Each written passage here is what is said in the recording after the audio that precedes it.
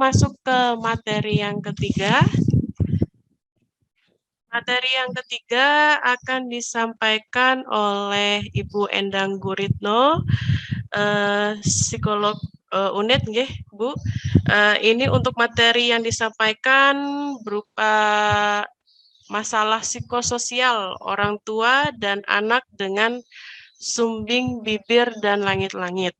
Sebelum masuk ke materi, saya akan menyampaikan CV beliau terlebih dahulu.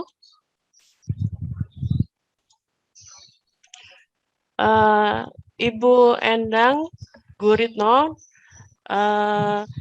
sarjana psikologi, magister psikologi, dan adalah seorang psikolog, beralamat di Jalan Lejen Suprapto, Blok Garuda 292. Untuk riwayat pendidikan, beliau menempuh Bachelor Degree of Psychology di Muhammadiyah University of Jember, lulus tahun 2006, kemudian Master of Professional Psychology di Universitas Surabaya, lulus pada tahun 2011, kemudian Diploma in Learning Disorder Management and Child Psychology di College of Allied Educators, selesai tahun 2012. Kemudian untuk riwayat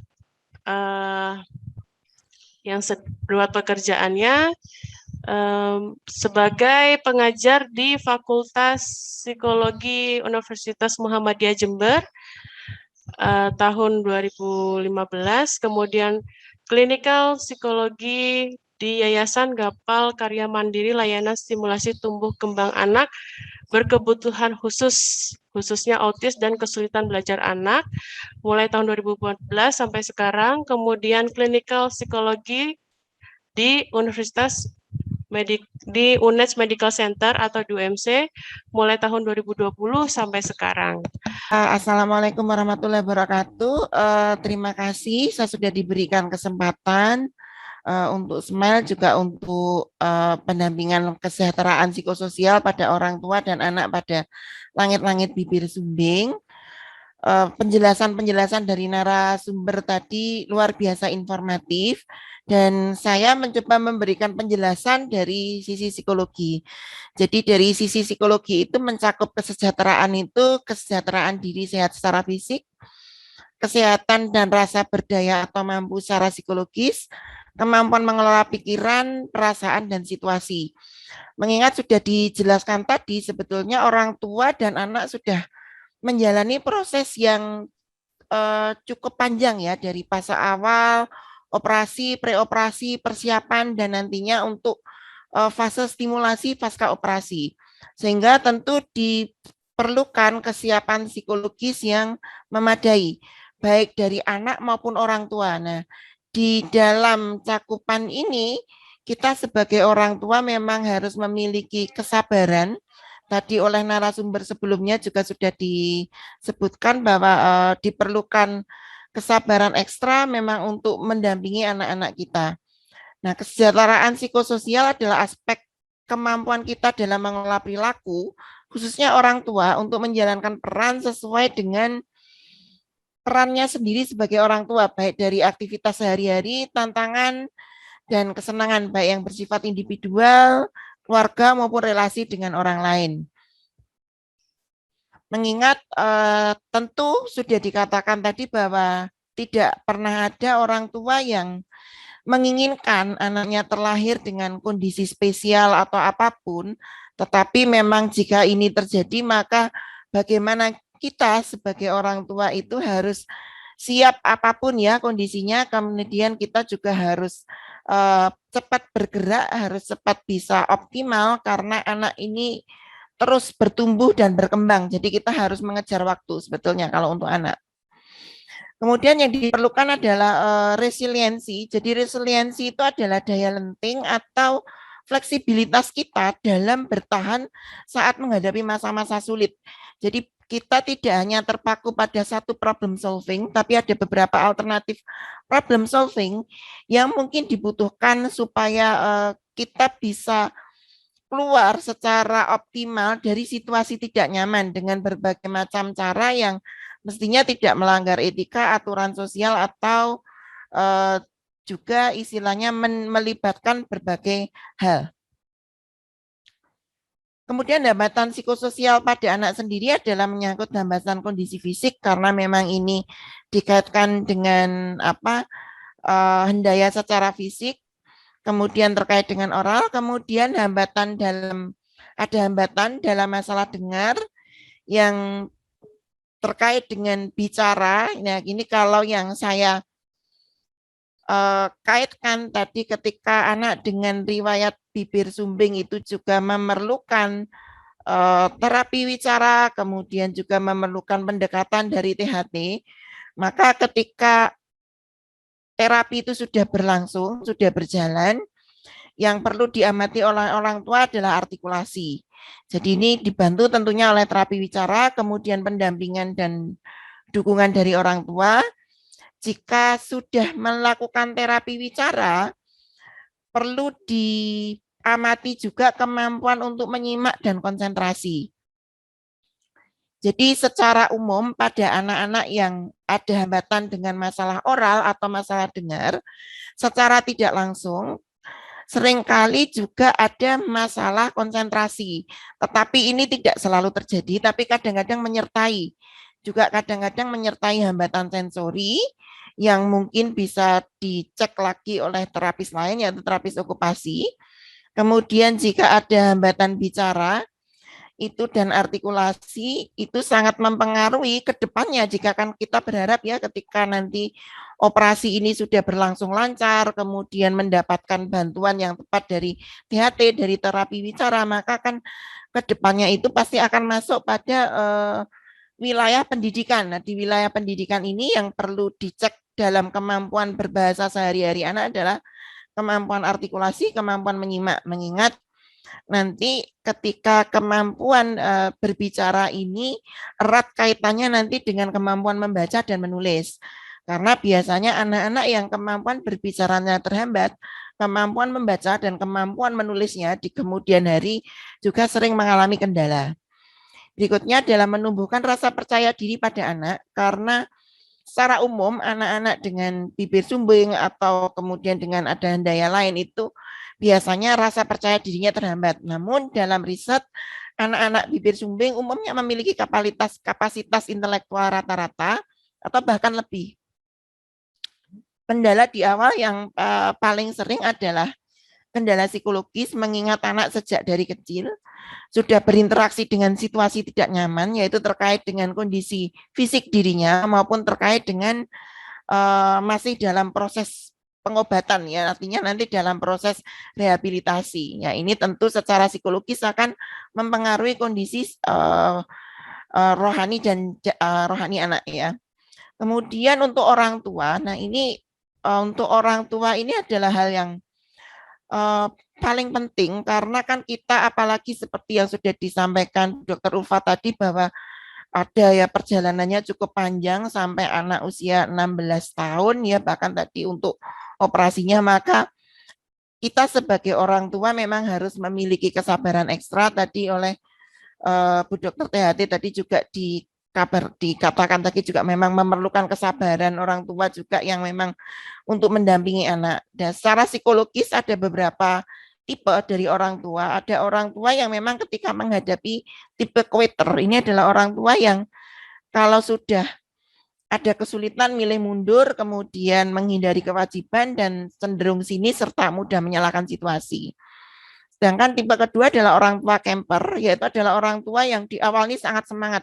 Apapun dia cari, apapun saya pasti bisa, pasti ingin mengatasi semua, tapi energi ini habis di awal. Setelah itu rasanya ya sudah puas, setelah itu ya biasa saja, lempeng-lempeng saja. Jadi biasanya kalau misalnya anaknya sudah operasi, ya sudah kan sudah operasi, ya sudah. Tapi padahal kan yang harus dijalani, yang harus dicek, yang harus diobservasi itu masih cukup banyak. Nah ini biasanya orang tua camper ini kadang-kadang kurang teliti dan padahal bisa melakukan yang lebih optimal lagi, tapi biasanya mereka kurang jeli. Nah, ada lagi orang tua tipe climber. Orang tua tipe climber ini istilahnya orang tua tipe pendaki yang mereka akan maju terus pantang mundur. selalu siap menghadapi tantangan. Jikalaupun mereka memerlukan rehat atau mereka memerlukan untuk istirahat sejenak ya, karena mungkin bagaimanapun juga sebagai manusia kita juga punya rasa lelah, punya rasa capek. Tapi itu adalah waktu untuk mengumpulkan energi, untuk membangun positivisme, dan kemudian untuk melanjutkan lagi perjuangan bersama-sama dengan anak.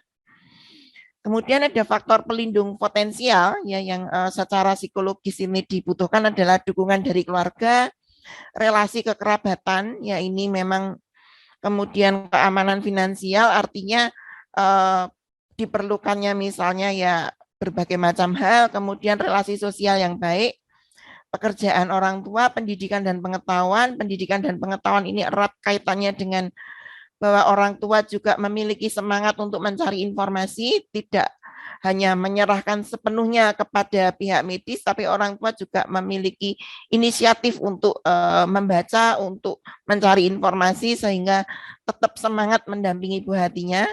Kemudian kecakapan pemanfaatan waktu luang dan hobi, karena tidak bisa dipungkiri bahwa ketika orang tua memiliki kondisi anak spesial, kadang-kadang itu juga ada satu situasi di mana orang tua ini terlalu terokupasi, terlalu terfokus dengan kondisi anaknya sehingga kadang-kadang melupakan istilahnya ya, artinya bahwa dirinya sendiri sebagai orang tua ini juga memerlukan waktu, memerlukan ruang, memerlukan tempat untuk misalnya mengistirahatkan diri sejenak supaya nanti pada saat menghadapi bersama-sama membersamai anak ini kondisinya lebih optimal. Kemudian biasanya juga dikaitkan dengan critical life event, biasanya yang membuat orang tua ini, apakah orang tua ini bisa resilient atau tidak adalah masalah kesehatan. Jadi dari kesehatan fisik secara umum dari orang tua tersebut, kemudian apakah orang tua atau anak ini ada kecacatan atau ketunaan atau disabilitas yang menyertai. Kemudian biasanya critical life event itu juga adanya kecelakaan dan kematian. Jadi apakah misalnya seperti pengobatan di masa pandemi ini tentu sudah memberikan stres tambahan ya sendiri tentunya di luar stres yang berkaitan dengan masalah bibir sumbing itu sendiri. Kemudian masalah finansial kembali lagi karena ini juga masalah finansial secara umum ya dalam personal, dalam individual, kemudian apakah ada kehilangan sesuatu yang berharga yang sifatnya material atau berkenaan dengan jabatan, perselisihan, masalah harga diri, hidup martabat, dan perubahan gaya hidup ya. Karena kan tadi juga disampaikan kadang-kadang ini berhubungan juga masalahnya tidak hanya semata-mata berhubungan dengan proses operasi saja, tetapi juga berhubungan dengan mindset atau kemudian nilai-nilai yang dianut oleh orang tua sebagai individu untuk menerima pengobatan secara tuntas. Kemudian untuk orang tua, karena dalam proses pendampingan anak ini kan orang tua tentunya tidak sendiri ya, di mana orang tua ini juga tentu mereka ada pasangan suami istri atau posisi orang tua, apakah orang tuanya single parent, ataukah orang tuanya, mohon maaf, bercerai, ataukah orang tuanya dalam relasi yang pada umumnya. Nah ini komunikasi, keterbukaan, kemudian kesehatan, akses kesehatan, dan mungkin dengan adanya Smile ini kan juga memberikan akses yang luar biasa untuk anak-anak dengan bibir sumbing, kemudian support system, kemudian good self-esteem dan good perception terhadap kesehatan dan terhadap orang lain, karena biasanya dalam posisi menghadapi rasa tidak nyaman, seringkali orang itu menjadi lebih sensitif. Seringkali saat kita berkomunikasi, meskipun tidak menyangkut hal yang sensitif, tapi yang bersangkutan kadang-kadang merasa orang yang bersangkutan itu menyindir. Nah ini yang artinya saat membina komunikasi sosial memang diperlukan suatu istilahnya cara berpikir yang jernih dari pihak orang tua ketika misalnya tidak banyak terlalu istilahnya fokus dengan masalah, kemudian berusaha untuk menerima situasi dan kondisi sambil terus mencari solusi. Kemudian juga terkait nantinya dengan parenting. Nah ini erat kaitannya dengan parenting secara psikososial karena ada beberapa orang tua dan keluarga yang memiliki keyakinan pada saat anaknya memiliki kondisi khusus karena dia sudah spesial dari awal, maka diperlakukan semanis mungkin. Nah, ini yang permisif. Jadi apapun boleh ya, cenderung dimanjakan. Nah, ini juga tidak baik.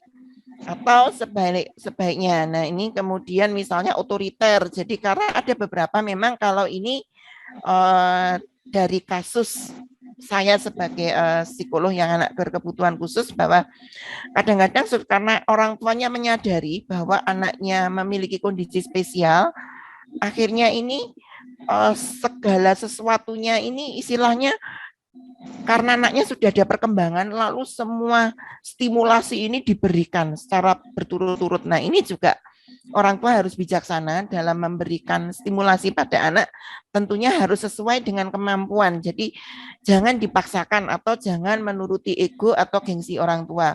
Kemudian resilience parenting atau pola asuh yang resilient, pola asuh yang fleksibel sekaligus bertanggung jawab dalam mendampingi anak dalam kondisi apapun. Kemudian di sini bisa dikatakan bahwa sebetulnya selain kondisi fisik anak ya, tentu ketika kita diberi amanah untuk mendampingi anak dengan kondisi khusus, di sini misalnya anak dengan bibir sumbing yang tentu ada perasaan juga ya, istilahnya bertanya-tanya pasti dalam hati orang tua, mengapa ya kok saya yang seperti ini, misalnya kenapa kok harus saya, misalnya kemudian saya sudah dalam posisi kondisi misalnya tidak nyaman, masih dititipi anak seperti ini, rasanya berat sekali. Nah, di dalam situasi seperti ini diperlukan keterbukaan komunikasi antar anggota keluarga, karena tidak jarang ketika ada yang satu kondisi psikologis di mana ada yang sakit, itu biasanya harus dibutuhkan kerjasama antar anggota keluarga, apalagi jika karena memang pengobatan ini juga memakan waktu dan energi.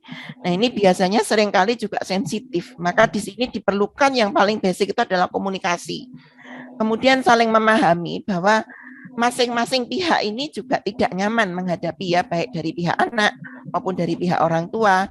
Nah, jadi memang orang tua akhirnya juga biasanya orang tua yang bisa terbuka terhadap saran-saran medis, terhadap saran dokter, biasanya adalah orang tua yang dalam komunikasinya di dalam pernikahan mereka itu baik, kemudian mereka saling memahami dan mereka bisa belajar untuk mengenali perasaan mereka bahwa oh ya, situasinya saat ini saya tidak nyaman dan saya memang memerlukan mungkin saran orang yang lebih ahli karena saya juga terbatas pengetahuannya. Nah, itu biasanya orang tua menjadi lebih mau mendengar, lebih mau respect, lebih bisa percaya karena tidak menutup kemungkinan bahwa dalam situasi yang tidak nyaman ini justru di balik istilahnya yang sifatnya medis ini juga secara psikologis kadang-kadang ada perselisihan, ada perbedaan pendapat, perbedaan nanti dalam mengambil langkah selanjutnya dalam proses pengobatan baik preoperatif, operatif maupun postoperatif. Kemudian komunikasi yang baik ini harus berhubungan dengan yang istilahnya selektif juga diperlukan dalam keluarga. Kemudian kita juga perlu belajar mengenali perasaan, pikiran, dan kemudian fokus pada solusi. Jadi artinya begini, terkadang kan ada istilah memang pada orang tua yang mengalami hambatan itu memang ada dengan kondisi anak yang misalnya berbeda. Ini kadang-kadang ada beberapa tipe orang tua juga yang mereka ini terlalu fokus pada masalah, kemudian mohon maaf kadang-kadang mereka tidak paham bagaimana cara mengelola emosinya, akhirnya berlarut-larut dengan emosi negatif dan kesannya terlalu mengasihani diri sendiri. Nah, ini yang kasihan anaknya adalah orang tuanya, kemudian orang tua juga harus memiliki kekuatan bahwa harus bisa mendampingi anaknya dengan rasa tenang ya, karena biasanya ketika orang tua tenang, insya Allah anak juga akan menjadi lebih tenang. Dengan anak lebih tenang, proses pengobatan dan proses medis akan berjalan jauh lebih lancar. Kemudian mengelola stres. Nah, ini upaya dan aksesibilitas kesehatan. Nah, di sini aksesibilitas kesehatan ini bisa di rumah sakit ya tentunya. Ada rumah sakit yang kemudian pendidikan, artinya di sini pengetahuan orang tua, informasi yang memadai, dukungan dari keluarga, pendekatan spiritual, tentu tadi bahwa kita menyadari bahwa segala sesuatu ini tentu memiliki hikmah positif meskipun saat kita menjalaninya mungkin dengan susah payah. Kemudian fase stimulasi membersamai ini ada fase preoperatif, postoperatif yang tadi secara medis sudah dijelaskan. Kemudian mediasi komunikasi yang nyaman dengan anak karena memang perlu juga istilahnya kita menjelaskan pada anak perasaannya, misalnya meskipun anaknya masih kecil, masih bayi, oh kamu nggak nyaman ya, kamu sakit ya, wah tapi kamu luar biasa ya, terima kasih ya sudah kerjasama sama ibu, sudah kerjasama dengan bapak, ini kamu prosesnya nggak nyaman tapi kamu bisa kuat, kamu bisa hebat, kamu anak hebat. Jadi meskipun anak belum bisa komunikasi, belum bisa bicara, tapi dengan kita mengapresiasi anak sekecil mungkin dengan usaha dia, misalnya dia sudah selesai operasi, wah pinter kamu nak sudah selesai operasi, wah setelah ini kita semangat yuk biar lebih pinter lagi, yuk kita bersama-sama yuk nanti terapi bicara, kita bersama-sama lagi nanti ketemu sama bu dokter, ketemu sama perawat di rumah sakit karena itu menyenangkan nanti supaya kamu bisa lebih pinter. Jadi artinya proses stimulasi membersamai anak ini secara verbal juga perlu dibiasakan orang tua. Jadi anak tidak hanya secara formalitas saja datang ke rumah sakit, kemudian tapi juga di situ ada proses verbal di mana orang tua memberikan semangat dan motivasi karena ini nanti erat kaitannya dengan alam bawah sadar anak, di mana ketika orang tua lebih banyak memberikan kata-kata positif, semangat pada anak. Insya Allah meskipun dia punya kendala dan dia misalnya harus berobat dalam jangka waktu lama, rasa percaya dirinya bisa terbangun dengan baik, tidak menjadi anak yang sensitif.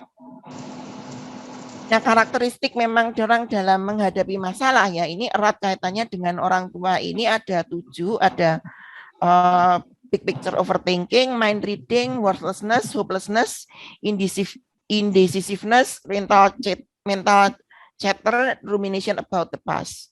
Nah, ketika kita menghadapi situasi tidak nyaman, itu kadang-kadang kita ini ada yang namanya inner critic. Jadi secara alamiah dan secara psikologis itu ternyata sebetulnya tidak salah ya kita memiliki pemikiran negatif saat menghadapi persoalan tidak nyaman, tapi adalah ketika kita bisa mengenali ini kita biasanya lebih mampu mengontrol ini kira-kira inner critic mana ini saya yang saat ini sedang dominan. Jadi ada namanya big picture overthinking, biasanya terlalu memikirkan dampak di balik masalah. Nah, ini biasanya pada saat diagnosa pertama, pada saat kita mengetahui bahwa anak kita berbeda. Nah, ini biasanya big picture overthinking. Jadi biasanya aduh ini nanti anaknya gimana, nanti kalau udah gede gimana? Karena kan sebagai orang tua itu pasti ketika kita punya anak dengan kondisi spesial ini kan kita pasti berpikir ini anak ini nanti ke depannya bagaimana ya, nanti masa depannya seperti apa. Nah, itu biasanya kecemasan yang selalu menyertai orang tua sampai kapanpun. Kemudian mind reading, terlampau memikirkan pendapat orang lain, apalagi kalau ini menyangkut masalah fisik.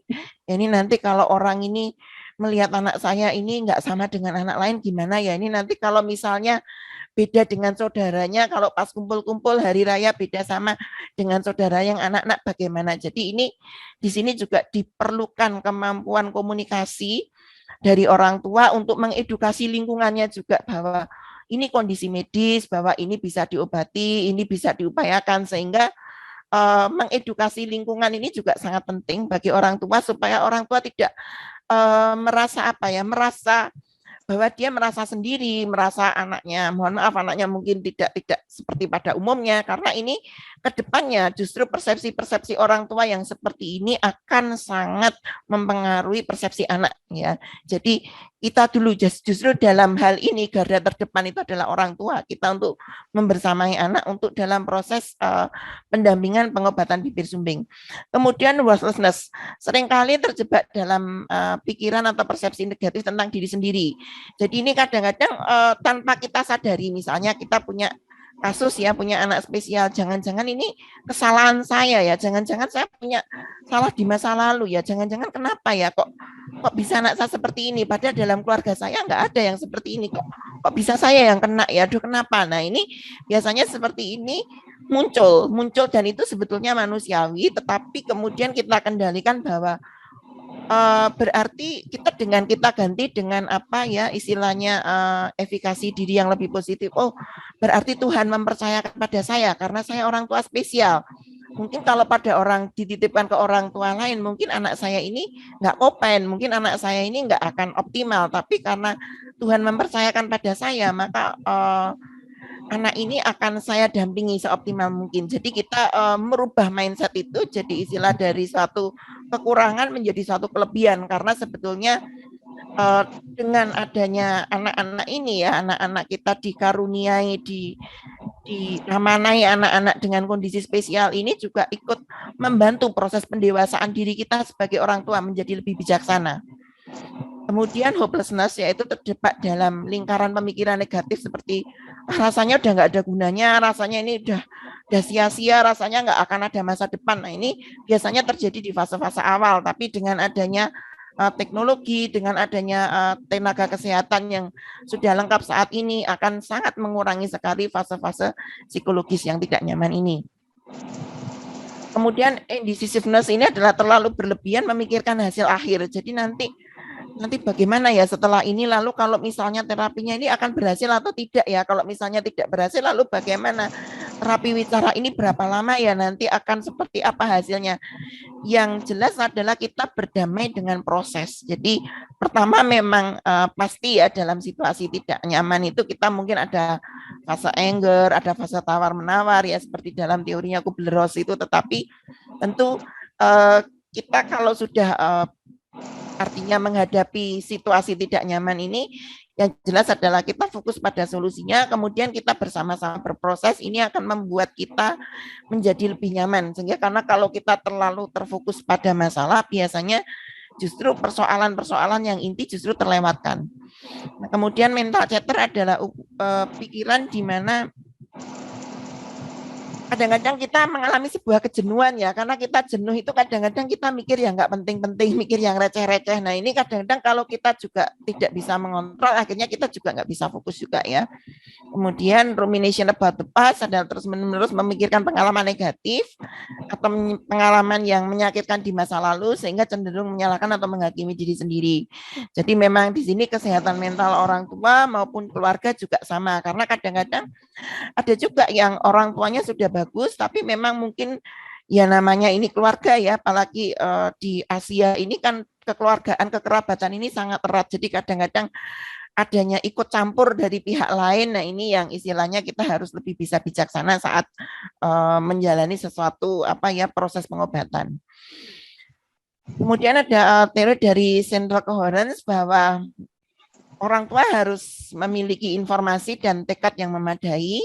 Kemudian first thing first, di mana dalam mengambil tindakan ini dahulukan yang paling utama. Di sini biarkan juga berproses, kemudian berproses become mindful parent. Jadi artinya mengizinkan kalau misalnya orang tua saat tidak nyaman atau kadang-kadang ya kita menjadi orang tua itu ngenes, lihat anak kita seperti ini, aduh anakku kok ngenes ya. Itu kita mengizinkan nggak apa-apa, tapi jangan berlarut-larut ya. Artinya jangan berlarut-larut kemudian kita menjadi merasa tidak berdaya, tapi bahwa oh ini anakku dengan kondisi yang spesial, bagaimana saya harus bisa juga menjadi orang tua yang spesial, bagaimana saya harus membersamai anak ini supaya nanti anak ini meskipun dia punya riwayat kondisi seperti ini, tapi dia bisa mandiri, dia bisa berprestasi seperti anak pada umumnya. Jadi upayakan memberdayakan anak sedini mungkin. Jadi jangan sampai karena anak punya kondisi khusus kemudian kita malah menjadi terlalu mengasihani anak, kemudian memanjakan anak, dan akhirnya nanti merugikan masa depan anak sendiri. Karena yang dibutuhkan oleh anak itu sebetulnya adalah dimengerti, ya, bukan dimanja. Kemudian orang tua biasa sendiri, ada memang orang tua mungkin ya yang istilahnya kalau di psikologi ini istilahnya orang tua yang mungkin kok apa ya istilahnya itu kandhanane angel gitu ya, istilahnya orang tua ini kok susah sekali kayaknya dikasih tahu, susah diarahkan. Nah ini ada yang ternyata memang orang tua ini yang memiliki pemikiran dia selalu memposisikan dirinya itu sebagai korban, sebagai pihak yang dirugikan, patut dikasihani. Sehingga kalau misalnya diberikan saran, diberikan ini nanti langkahnya begini, apalagi yang kelihatannya banyak, artinya banyak mengeluh. Dan memang ini orang tua juga perlu belajar bahwa sebetulnya tidak hanya beliau-beliau saja, hampir semua orang ini pasti punya masalah, tapi bagaimana cara kita menyikapinya, dan setiap masalah insya Allah pasti ada solusi. Kemudian sebagai manifestor adalah bagaimana kita sebagai orang tua meskipun dalam situasi tidak nyaman itu kita masih bisa memberikan manfaat bagi sesama. Artinya dengan misalnya adanya Smile ini, mungkin adanya nanti komunitas orang tua bibir sumbing ini kan akan bisa saling menguatkan antara satu orang tua dengan orang tua lain. Nah, penguatan ini karena kan mereka sama-sama punya pengalaman tidak nyaman yang sama, mereka sama-sama bisa saling sharing, bisa saling cerita untuk membuang ampas-ampas apa toksik-toksik psikologis yang terjadi untuk kembali kepada kondisi equilibrium, kondisi normal, akhirnya orang tua tetap semangat lagi membersamai anak. Kemudian channeling menyadari bahwa dalam kondisi sulit kita pasti masih punya semangat dan kita pasti mampu bertahan karena ada Tuhan yang membersamai kita. Kemudian juga Tuhan menitipkan banyak orang di sekitar kita untuk membantu kita dalam masa sulit. Kemudian hal tersebut juga biasanya channeling ini orang-orang yang bisa berpikir channeling, bisa berpikir positif dari situasi tidak nyaman ini biasanya juga erat kaitannya dengan orang-orang yang orang tua yang biasanya banyak menghadapi persoalan tidak nyaman. Biasanya beliau-beliau ini juga lebih dewasa dan bisa lebih matang menghadapi situasi tidak nyaman sehingga bisa insya Allah bisa memberikan support yang lebih bagus pada anaknya.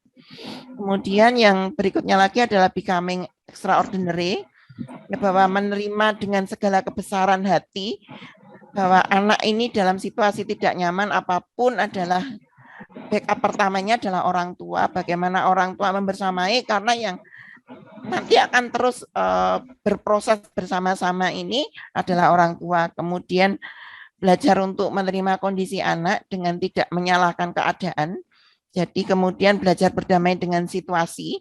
Mungkin ada kalanya situasi saat ini tidak sesuai dengan ekspektasi kita sebagai orang tua, tapi di satu sisi mungkin kita akan banyak mendapatkan sisi positif. Mungkin kita dengan bisa berkenalan dengan banyak dokter, berkenalan dengan banyak tenaga medis, orang tua yang sama-sama juga punya kondisi yang sama. Nah, di sini ini justru kita akan menambah persaudaraan dan memberikan apa ya istilahnya pengalaman hidup, dan pengalaman hidup yang diperoleh dari proses inilah yang sebenarnya sangat berharga baik bagi kita sebagai orang tua maupun bagi anak ini sebagai ketika mereka kelak tumbuh dewasa. Karena ketika mereka telah tumbuh dewasa mungkin anak-anak yang istilahnya dengan lewat bibir sumbing ini bisa menjadi lebih spesial dan lebih hebat daripada anak kebanyakan karena mereka sejak dari kecil sudah terbiasa ditimpa istilahnya bagaimana mereka ditempa dengan menghadapi ketidaknyamanan, berdamai dengan situasi yang tidak nyaman, tapi mereka juga harus bisa menghadapi situasi ini dengan baik. Dan itu adalah sinergi kerjasama antara kita orang tua, antara pihak rekan-rekan medis, juga dengan anak itu sendiri. Kemudian pada saat orang tua mengalami stres atau pada saat orang tua mungkin mengalami rasa lelah ya, mungkin perlu adanya self-talk, dialog dengan diri sendiri, mengajukan pertanyaan kepada diri kita sebagai orang tua itu sebetulnya kita maunya apa yang kita harapkan, apa yang kita inginkan, kemudian harapan kita ke depan dengan memposisikan diri kita sebagai orang tua ini seperti apa, kemudian menggambarkan, membayangkan diri kita sebagai orang tua ini nanti kalau anak kita ini kita arahkan seperti ini, kita pengambilan keputusannya seperti ini, akan seperti apa ke depannya anak kita. Jadi artinya dengan demikian diharapkan kita akan lebih bisa tenang membersamai anak, dan dengan kita lebih tenang membersamai anak, insya Allah nanti anak lebih bisa lebih bisa tatak, lebih bisa tabah dengan kondisinya, dan akhirnya justru dia bisa menjadi inspirasi nanti bagi teman sebayanya yang tadinya awalnya mungkin bullying, mungkin justru dia bisa berprestasi dan menunjukkan pada temannya bahwa ini merupakan bagian dari proses kehidupan dia dan ini justru bisa menjadikan inspirasi bagi teman sebayanya. Jadi relasi antara orang tua dengan anak, komunikasi dalam keluarga saya rasa sangat penting. Baik, demikian yang bisa saya sharingkan untuk sesi psikologi ini. Terima kasih. Assalamualaikum warahmatullahi wabarakatuh.